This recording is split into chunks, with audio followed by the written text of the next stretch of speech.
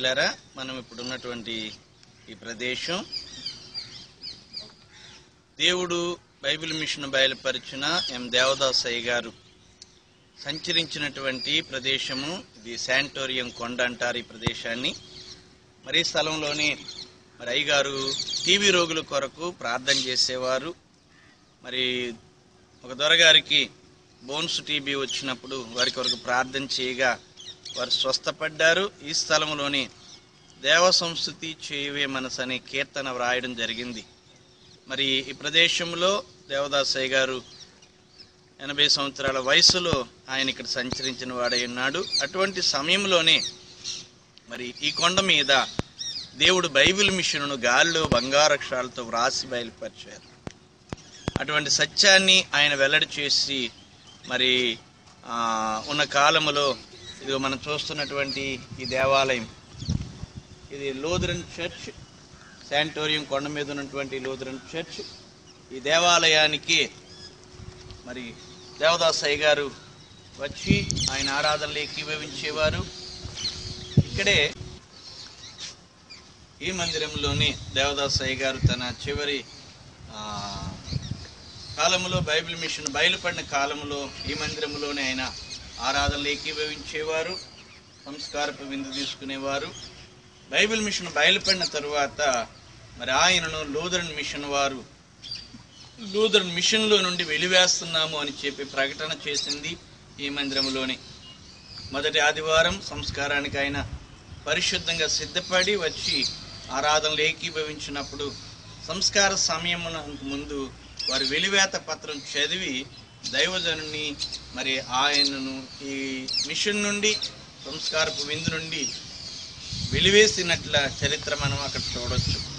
అలాగే ఇక్కడున్న మరో ప్రత్యేకత ఏంటంటే ఇదే మందిరములో దైవజనుడు సంస్కారం లేక తన బల్ల దగ్గర మోకరించి ప్రభు తట్టు చూచినప్పుడు యేసు క్రీస్తు ప్రభువే దిగి వచ్చి ఆయనకు తన శరీర రక్తాల విందును అందించినటువంటి చరిత్ర మనం ఇక్కడ చూడొచ్చు. కనుక ఈ ప్రాంతంలో ఇంకా మనం చూసినట్లయితే మరి అటు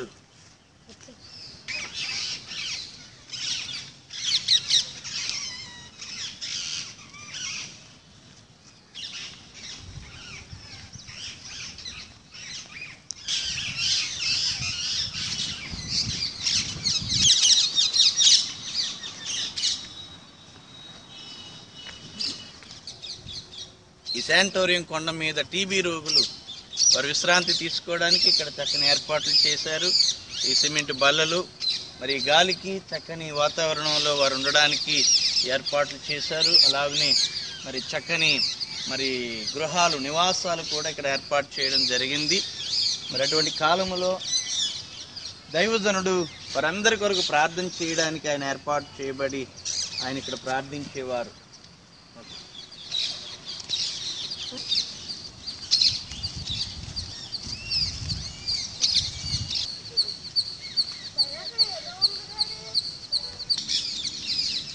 ఇది ఆనాటి కాలంలో రోగులను పరీక్ష చేసే హాస్పిటల్గా మరి ఇందులో వైద్యం చేసేవారు వైద్యులు. దాంట్లో పడక గదులు కూడా మనం చూడొచ్చు. ఈ బిల్డింగ్లు మనం చూస్తున్నాం. ఇవన్నీ కూడా 1800 సంవత్సరాల కాలంలో కట్టబడినటువంటి బిల్డింగులు. దైవజనులు దేవదాసయ్య గారి కాలంలో ఉన్నాయి. మరి వారు రోగుల కొరకు ప్రార్థన చేయడానికి అలాగే స్టాఫ్ అది ఉండడానికి ఏర్పాటు చేయబడినటువంటి బిల్డింగ్స్. దేవదాసయ్య గారు ఆయన లూథరన్ మిషన్లో నుండి వెలివేయబడ్డారు. తదుపరి కాలంలో ఈ ప్రక్కనే ఉన్నటువంటి ప్రాంతంలోనికి ఆయన వెళ్ళి అక్కడ కొంతకాలము ఆయనకు నివసించడం జరిగింది. అక్కడ కూడా మరొక గృహం ఉంది.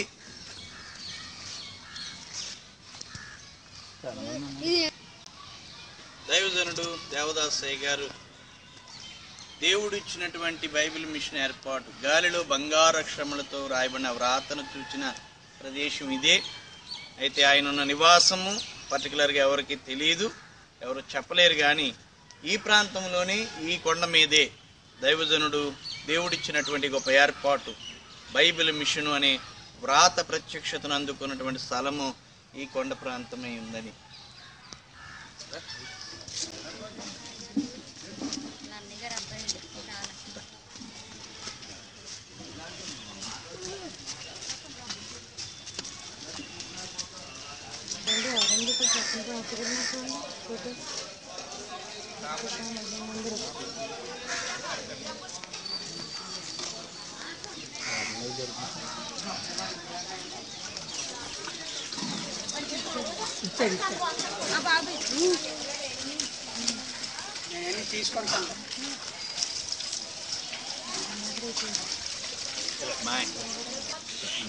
శానిటోరియం నుండి బయటకు వచ్చి దేవదాసయ్య గారు ఈ గృహంలోనే అనేక దినాలు రాజమండ్రిలో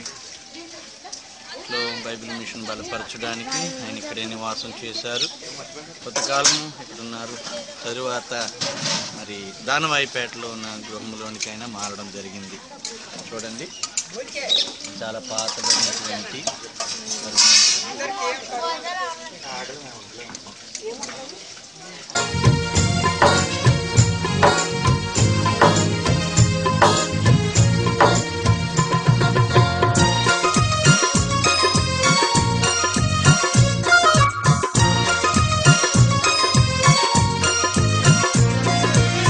బైబిల్ మిషను పాఠశాలలో, బైబిలు మిషను పాఠశాలలో, సన్నిధి కూటపు సముదాయములో, సన్నిధి కూటపు సముదాయములో, సరిపడుము మది స్థిరపడుము, సరిపడుము మది స్థిరపడుము.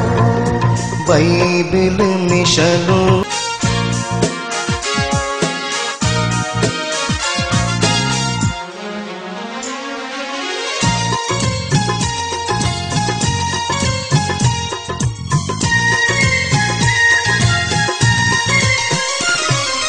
బైబిల్ మిషను నాయకుడు, కలువరి నాథుని ప్రియసుతుడు, ఫాదరు దేవదాసు.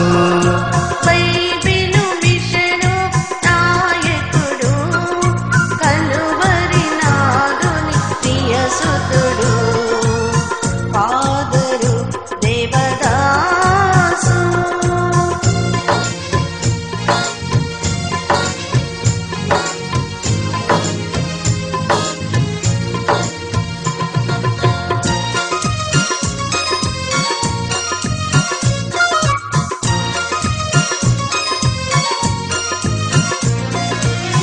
బైబిల్ మిషను పాఠశాలలో, బైబిలు మిషను పాఠశాలలో, సన్నిధి కూటపు సముదాయములో, సన్నిధి కూటపు సముదాయములో, సరిపడుము మది స్థిరపడుము, సరిపడుము మది స్థిరపడుము.